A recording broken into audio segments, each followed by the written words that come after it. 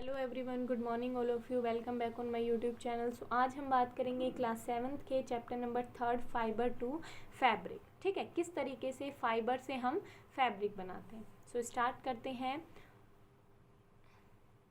You have already learn about different type of fibres and their sources. हम पहले ही पढ़ चुके हैं कि अलग अलग तरीके के जो फाइबर्स हैं, अलग अलग जो टाइप्स हैं फाइबर्स के, और उनके जो सोर्सेस हैं, मतलब कि उनके जो स्रोत, कहाँ से हमें वो फाइबर्स मिलते हैं। Fibres are broadly classified into two categories, natural fibre and synthetic fibre. Fibres जो हैं उनको दो कैटेगरीज में क्लासीफाई किया गया है, एक तो नेचुरल फाइबर और दूसरा synthetic fibre. Natural fibres are further of two types. अब नेचुरल फाइबर जो हैं उनको भी दो टाइप में क्या किया गया है, क्लासीफाई किया गया है, एक तो प्लांट फाइबर और एक animal fibre. The fibers obtained from plants are called plant fiber, while those obtained from animals are called animal fiber. देखो, नेचुरल फाइबर कौन से होते हैं, वो फाइबर जो कि हमें नेचर से मिलते हैं, ठीक है। और सिंथेटिक फाइबर वो फाइबर जो कि हमें फैक्ट्रीज के द्वारा बनाए जाते हैं केमिकल की हेल्प से, वो कौन से होते हैं, सिंथेटिक फाइबर। अब यहाँ पे हमने नेचुरल फाइबर को भी टू टाइप्स में क्या कर दिया है, क्लासीफाई कर दिया है। अब नेचर से हमें कहाँ से मिल सकता है, एक तो प्लांट से मिल सकता है या फिर दूसरा एनिमल से मिल सकता है। प्लांट से मिल सकता है तो उसको हमने क्या बोल दिया, प्लांट फाइबर। मतलब कि वो फाइबर जो कि हमें प्लांट से मिल सकते हैं उनको हमने क्या बोला है, प्लांट फाइबर बोला है। और वो फाइबर जो कि हमें एनिमल से मिलते हैं उनको हमने क्या बोला है, एनिमल फाइबर बोला है। तो एनिमल फाइबर और प्लांट फाइबर दोनों किसके पार्ट हैं, नेचुरल फाइबर के। मतलब ये हमें कहाँ से मिलते हैं, दोनों नेचर से मिलते हैं। इसके बाद है fibres that are manufactured in factories by chemicals are called synthetic और मैन मेड फाइबर। वो फाइबर्स जो कि फैक्ट्रीज के अंदर बनाए जाते हैं केमिकल की हेल्प से, उनको हम बोलते हैं सिंथेटिक फाइबर या फिर मैन मेड फाइबर। मतलब कि मानव द्वारा बनाए जाने वाले, जो कि हमें नेचर से नहीं मिलते हैं, उनको हम केमिकल की हेल्प से क्या करते हैं, बनाते हैं। तो उनको हम क्या बोलते हैं, सिंथेटिक फाइबर बोलते हैं। ठीक है। इसके बाद हमारे पास ये अलग अलग तरीके के क्या हैं, कुछ फाइबर्स हैं, जैसे कि फ्लास्क, हैम, पॉलिस्टर, रेयन, सिल्क, वूल। ये क्या है, डिफरेंट टाइप्स ऑफ फाइबर्स हैं। अलग अलग तरीके के हमारे पास क्या है, फाइबर्स हैं। In this chapter we will learn about two animal fibres, wool and silk. इस चैप्टर में हम दो एनिमल फाइबर्स के बारे में डिस्कस करेंगे, एक तो वूल और दूसरा सिल्क के बारे में। ठीक है। अब ये दोनों क्या है, एनिमल फाइबर्स हैं, मतलब कि एनिमल से मिलते हैं हमें, तो ये क्या है, एक तरीके के नेचुरल फाइबर भी है। ठीक है। तो डिस्कस करते हैं वूल के बारे में सबसे पहले। Wool is an animal fiber obtained from the fleece of animals like sheep, goat, yak, etc. The fleece traps air in the spaces between them, preventing the body heat from escaping, thus keeping the animal warm. वूल जो है animal fibre है, जो कि हमें कहाँ से मिलता है, जो गॉट, शिप, याक है, उनके जो आउटर कवरिंग होती है, ठीक है, स्किन के ऊपर जो आउटर कवरिंग होती है, उससे हमें क्या मिलता है, वूल मिलता है। अब जो फ्लीस है वो उनके बीच में क्या होती है, स्पेस होती है, जो कि एयर को क्या करके रखती है, ट्रैप करके रखती है, और वहाँ से हीट को रिमूव होने से क्या करती है, प्रिवेंट करती है, ताकि जिससे जो एनिमल की बॉडी है वो क्या रहती है, वार्म रहती है, गर्म रहती है। Wool is a better insulator than synthetic fibers like nylon, polyester and other natural fiber like cotton, silk, etc. We wear woolen clothes in winter to protect ourselves from cold. Wool जो है एक better insulator है, ठीक है। अगर हम बात करें सिंथेटिक फाइबर से, अगर हम कंपेयर करें तो नायलॉन, पॉलिस्टर, इनसे क्या है, बेटर इंसुलेटर है। यदि हम नेचुरल फाइबर से कंपेयर करें कॉटन, सिल्क, इनसे, तो भी क्या है, ये एक बेटर इंसुलेटर है। अब हम वुलन क्लोथ्स जो है वो कब पहनते हैं, सर्दियों में पहनते हैं। क्यों सर्दियों में पहनते हैं, क्योंकि ये हमें कोल्ड से, ठंड से क्या करता है, प्रोटेक्ट करता है। ठीक है। इसके बाद है हमारा wool is mostly obtained from the fleece of sheep. A sheep hairy skin has two types of fibre. Wool जो है वो हमें कहाँ से ऑब्टेन्ड होता है, शिप के फ्लीस से। शिप जो है उसके जो हेयर्स होते हैं वो वहाँ से हमें दो तरीके का फाइबर मिलता है, एक तो क्रॉस ब्रीड फाइबर और दूसरा सॉफ्ट अंडर हेयर। एक तो थोड़ा कोर्स होता है, सॉफ्ट नहीं होता है, और एक दूसरा कैसा होता है, सॉफ्ट होता है, जो कि हेयर्स के अंडर मिलता है, नीचे की साइड मिलता है, मतलब कि स्किन के क्लोज पास में मिलता है। There are different varieties of sheep that provide us wool. हमें अलग अलग तरीके की, अलग अलग वेराइटीज़ की क्या होती हैं, शिप होती हैं, जो कि हमें अलग अलग वेराइटी का क्या प्रोवाइड करती हैं, वूल प्रोवाइड करती हैं। The quality of wool differ from breed to breed, और जो वूल की क्वालिटी है वो भी ब्रीड टू ब्रीड क्या होती है, चेंज होती है। The merino breed of sheep provide the finest wool which is soft and light, और जो मैरिनो ब्रीड है, मैरिनो नस्ल की जो भेड़ है वो हमें सबसे फाइनेस्ट, सबसे अच्छा वूल प्रोवाइड करती है जो कि बहुत ही सॉफ्ट और लाइट होता है। इसके बाद है selective breeding is the process of selecting parents for obtaining special characters in the offspring such as soft under hair in sheep. Selective breeding जो है वो प्रोसेस है जिसके अंदर पेरेंट्स को सेलेक्ट किया जाता है एक स्पेशल कैरेक्टर का इस ऑफ स्प्रिंग ऑब्टेन करने के लिए। इसके बाद नेक्स्ट है sheep are mainly reared for wool in regions like Australia, the Middle East, Asia, island, Europe and South America. Sheep जो है उनका पालन मेनली कहाँ किया जाता है, ऑस्ट्रेलिया में, middle East, Asia, island, Europe, south America इनमें।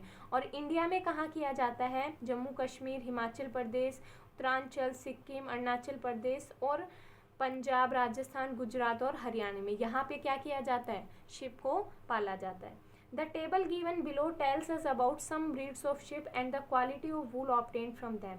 अब ये जो हमें टेबल दी हुई है इसके अंदर हम शिप्स की क्या पढ़ेंगे, ब्रीड के बारे में देखेंगे, और वो ब्रीड, वो जो नस्ल है वो हमें किस तरीके का वूल प्रोवाइड करती है उसके बारे में देखेंगे। तो देखो लोही क्या है, एक तरीके की ब्रीड है, नस्ल है जो कि कहाँ पाई जाती है, राजस्थान और पंजाब में पाई जाती है।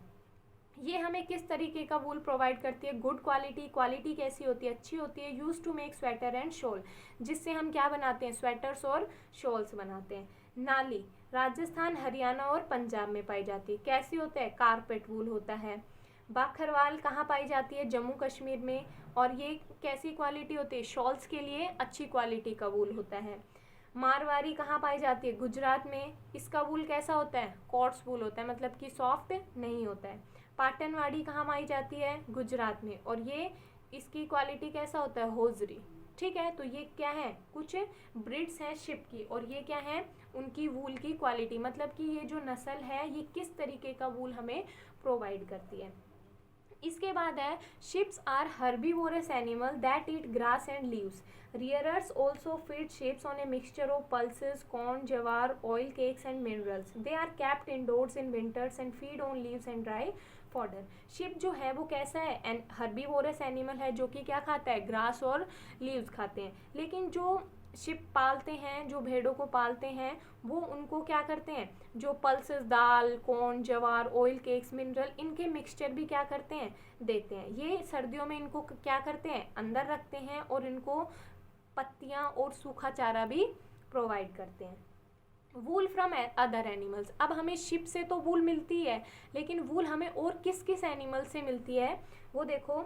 वूल is also obtained from the fur of camels like the Bactrian camel, alpaca and llama found in South America also yield wool. Wool जो है वो हमें, जो कैमल्स के फर होते हैं उनसे भी हमें क्या ऑब्टेंड होती है, वूल ऑब्टेंड होती है। जैसे कि जो बैक्टेरियन कैमल है, अल्पाका एंड लम्मा, ये कहाँ पाए जाते हैं, साउथ अमेरिका में। Yak wool is common in Tibet and Ladakh. Yak wool जो है, याक की जो वूल है वो कहाँ कॉमन है, तिब्बत और लद्दाख में।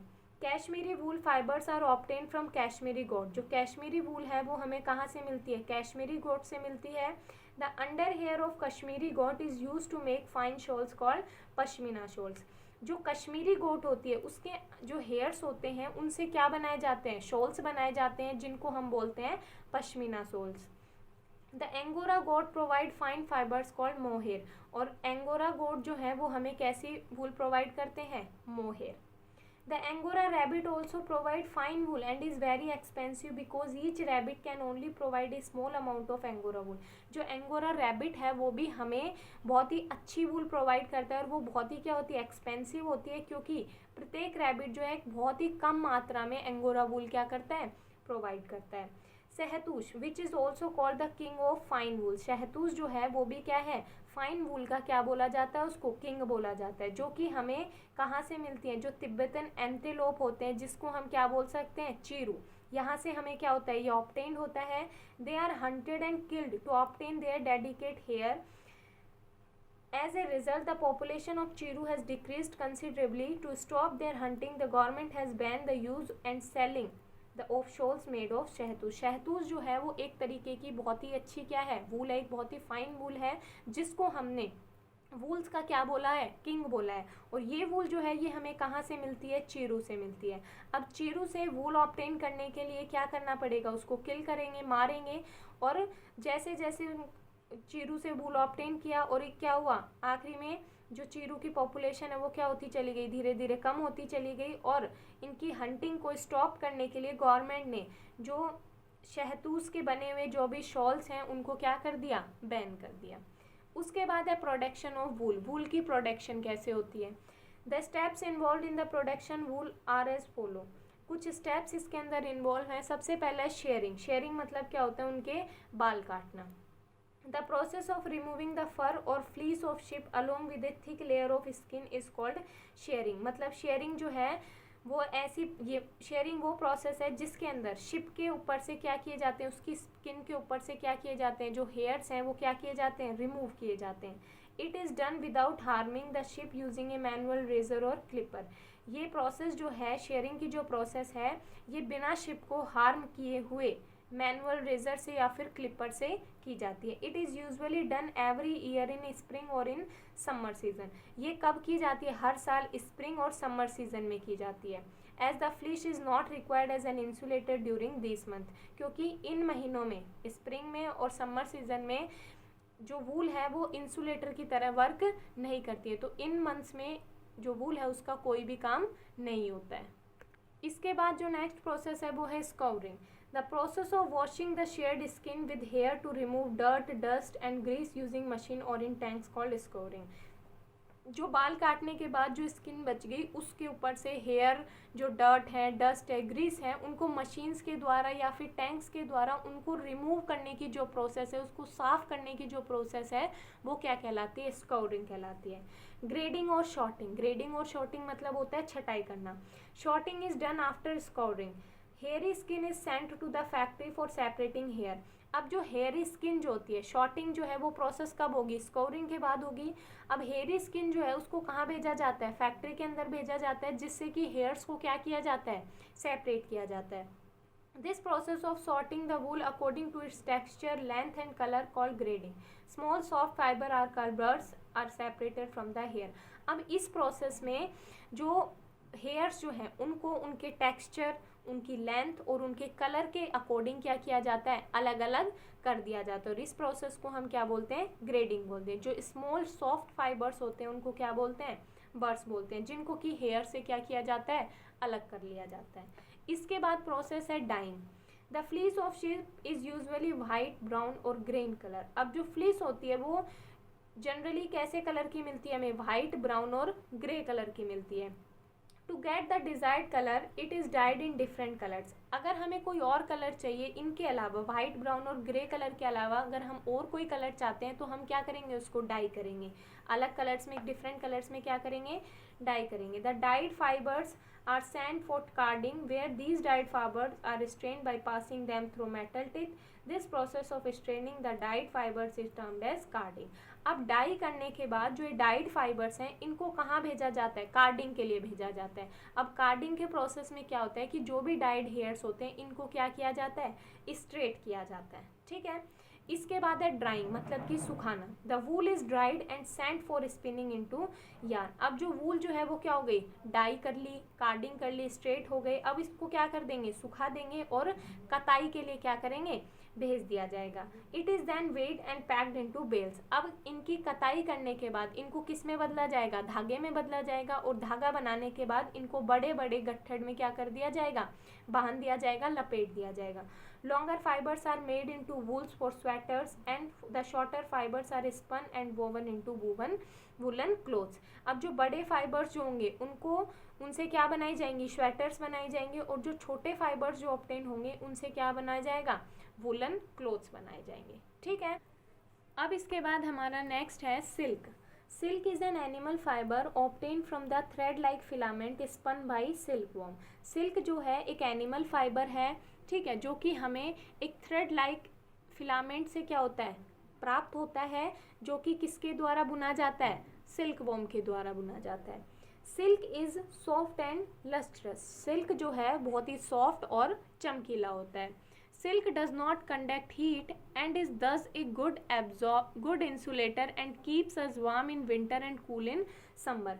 सिल्क जो है वो हीट कंडक्ट नहीं करता है और बहुत ही गुड इंसुलेटर होता है, ये हमें सर्दियों में गर्म रखता है और गर्मियों में ठंडा रखता है। अब हम सिल्क मोथ की लाइफ साइकिल के बारे में डिस्कस करेंगे। Silkworm is the larva और caterpillar of the domesticated silk moth. Mulberry silk moth is the most common silk moth. Silkworm जो है वो क्या है, एक तरीके का लार्वा है या फिर हम बोल सकते हैं कैटरपिलर है सिल्क मोथ का। मलबरी जो सिल्क मोथ है वो बहुत ही कॉमन सिल्क मोथ है, ठीक है। The female silk moth which is shorter and stouter than the male lays 300 to 400 eggs at a time on leaves. After some days the eggs hatch and black larva or silkworm emerge. Female जो silk moth होती है वो बहुत ही shorter छोटी होती है और स्टाउटर ताकतवर होती है, मजबूत होती है मेल से। ये एक बार में लीव के ऊपर कितने अंडे देती है, 300 से 400 अंडे देती है। कुछ दिन के बाद जो एग्स हैं वो क्या होते हैं, हैच होते हैं, एग्स होते हैं, ठीक है। उसके बाद एग्स क्या हो जाते हैं, टूट जाते हैं और उनके अंदर से क्या रिलीज होता है, ब्लैक लार्वा या फिर सिल्क वॉर्म क्या होते हैं, अमर्ज होते हैं। The larva stages last for about 27 to 28 days. During this stage the larva shed their skin 4 times. This process is called molting. अब जो लार्वा है उसकी स्टेज कितने दिन की होती है, लगभग 27 से 28 दिन तक की होती है। इस स्टेज में इस 27 से 28 दिन के बीच में जो लार्वा है वो अपनी स्किन को कितने बार बदलता है, 4 बार बदलता है और इस प्रोसेस को क्या कहते हैं, मोल्टिंग बोलते हैं। The silk warm feed on mulberry leaves and develop glands that produce silk worm, ठीक है। सिल्क वॉर्म जो है वो क्या करता है, मलबरी लीव्स खाता है और अपने अंदर ऐसी ग्लैंड्स डेवलप करता है जो कि सिल्क प्रोड्यूस करे।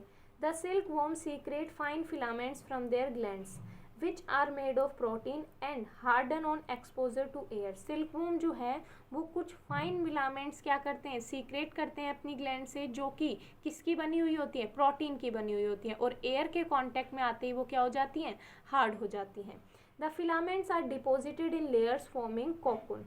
अब जो फिलामेंट्स हैं वो एक लेयर क्या होती हैं, एक के ऊपर एक लेयर बनती जाती है और क्या बना लेती हैं, कोकून बना लेती हैं।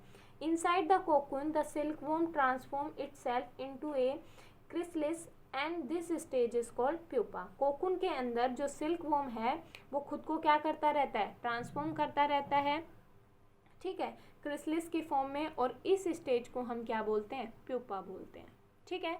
इसके बाद है the silkworm continues to develop inside the cocoon and changes into an adult. अब सिल्कवॉर्म जो है वो लगातार उसके अंदर क्या होता रहता है, डेवलप होता है कोकून के अंदर और किस में बदल जाता है, अडल्ट में क्या हो जाता है, चेंज हो जाता है। Silk fibre are obtained from the cocoon of silkworm. अब सिल्कवॉर्म जो है वो जो कोकून बना, प्रोटीन से जो कोकून बना उसके अंदर लगातार सिल्कवॉर्म क्या होता रहता है, डेवलप होता रहता है और किस में चेंज हो जाता है, अडल्ट में चेंज हो जाता है। और सिल्क फाइबर जो है वो हमें कहाँ से मिलता है, सिल्कवॉर्म के कोकून से मिलता है। प्रोडक्शन ऑफ सिल्क में हम क्या पढ़ेंगे, the rearing of silk worms for the production of silk is called sericulture. Sericulture क्या कहलाता है, एक अधिक मात्रा में सिल्क वॉर्म को पालना, सिल्क के प्रोडक्शन के लिए एक अधिक मात्रा में सिल्क वॉर्म को पालना ही क्या कहलाता है, सेरिकल्चर कहलाता है। इसके अंदर कुछ स्टेप्स इन्वॉल्व हैं, कैसे, first the silkworm eggs are warmed and put in conditions which enable them to hatch. सबसे पहले हमें क्या करना होगा, जो सिल्कवॉर्म्स है उनके एग को क्या करना पड़ेगा, वार्म करके रखना पड़ेगा, उस कंडीशन में रखना पड़ेगा कि वो क्या ना हो, टूटे ना, ठीक है। After hatching the larva are spread on bamboo trays to grow and are fed on chopped mulberry leaves for about a month. The larvae eat and increase in size. Twigs or small racks are then placed on the trays after the caterpillars stop eating and start spinning cocoons. The cocoons get attached to these twigs. अब hatching के बाद जो larva है वो उसको हमें कहाँ छोड़ देना है, जो बैम्बू ट्रीज हैं उनके ऊपर छोड़ देना है, ठीक है। जो बैम्बू ट्रे हम लेंगे उनके ऊपर क्या करना है, हमें उसे छोड़ देना है ग्रो करने के लिए। अब हमें उसको क्या देना है, जो चॉप्ड मलबरी ट्रीज हैं, कटी हुई जो मलबरी ट्रीज हैं वो उसको कम से कम कितने दिन तक देनी है, 1 मंथ तक देनी है। लार्वा क्या करेगा, मलबरी लीव्स को खाएगा और अपने साइज में क्या करेगा, इंक्रीज करेगा। उसके बाद जब लार्वा खाना बंद कर दे, ठीक है, तो उसके पास हमें क्या डाल देनी है, कुछ ट्विग्स, टहनियाँ डाल देनी है, कुछ छोटे से छोटे छोटे क्या रख देने हैं, रैक्स रख देने हैं।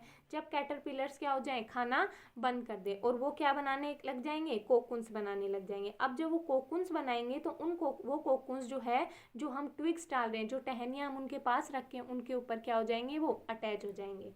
The cocoons are then sorted according to the colour, size and shape. अब कोकुन्स जो है उनको क्या करना है, हमें उनके साइज़ के अकॉर्डिंग, उनके कलर के अकॉर्डिंग, उनके साइज़ के अकॉर्डिंग क्या कर लेना है, अलग अलग कर लेना है।